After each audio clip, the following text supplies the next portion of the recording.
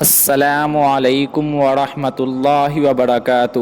نحمدہ ونصلی علی رسولہ الکریم اما بعد۔ میرے محترم بزرگوں اور عزیز ساتھیوں، اللہ رب العزت کا بہت بڑا احسان اور کرم ہوا کہ اللہ رب العزت نے ہم لوگوں کو ایمان کی دولت سے نوازا، اور مزید کرم یہ ہوا کہ اللہ رب العزت نے ہم لوگوں کو ابھی دین کی باتیں کہنے اور سننے کی توفیق عطا فرمائی۔ میرے عزیز ساتھیوں، آج کا میرا موضوع ہے دعوت الی اللہ، یعنی اللہ کی طرف بلانا، اللہ کی طرف لوگوں کو دعوت دینا، اللہ کی طرف لوگوں کو بلانا۔ میرے عزیز ساتھیوں، آج امت میں کسی حد تک انفرادی اعمال کا رواج ہے، لہٰذا ان کی حقیقت نکلی ہوئی ہے۔ حضور صلی اللہ علیہ وسلم کی ختم نبوت کے طفیل پوری امت کو دعوت والی محنت ملی تھی، اس کے بندوں کا تعلق اللہ جل شانہ سے قائم ہو جائے، اس کے لیے انبیاء علیہم السلام والے طرز پر اپنی جان اور مال کو جھونک دینا، اور جن میں محنت کر رہے ہیں ان سے کسی چیز کا طالب نہ بننا، اس کے لیے ہجرت بھی کرنا اور نصرت بھی کرنا۔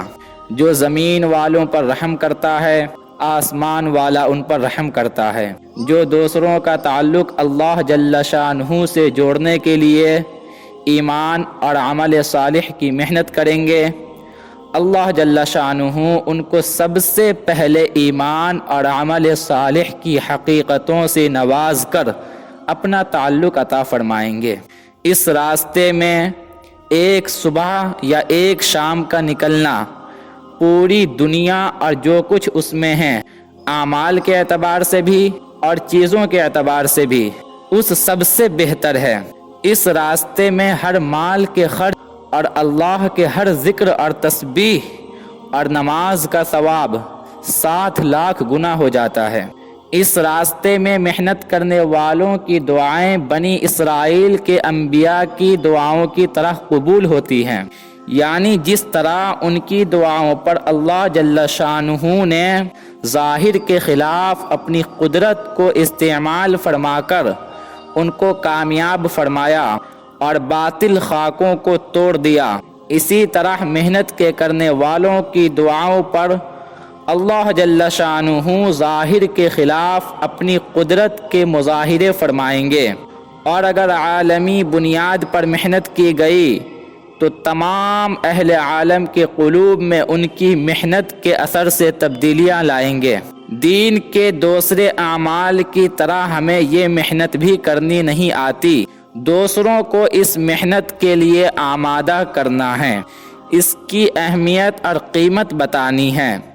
انبیاء علیہم السلام اور صحابہ کرام رضی اللہ تعالی عنہم اجمعین کے واقعات سنانے ہیں، خود اپنے آپ کو قربانی کی شکلوں اور ہجرت اور نصرت والے اعمال میں لگانا ہے۔ صحابہ کرام رضی اللہ تعالی عنہم اجمعین ہر حال میں اللہ کی راہ میں نکلے ہیں، نکاح کے وقت اور رخصتی کے وقت، گھر میں ولادت کے موقع پر، سردی میں، گرمی میں، بھوک میں، فاقے میں، صحت میں، بیماری میں، قوت میں، ضعف میں، بڑھاپے میں بھی نکلے ہیں، اور رو رو کر اللہ جل شانہ سے مانگنا ہے کہ ہمیں اس عالی محنت کے لیے قبول فرما لے۔ آمین ثم آمین۔ اللہ رب العزت سے دعا ہے کہ اللہ رب العزت ہم لوگوں کو دین پر استقامت عطا فرمائے اور اس دعوت و تبلیغ کے کام کو اپنی ذمہ داری سمجھنے والا بنائے۔ آمین ثم آمین۔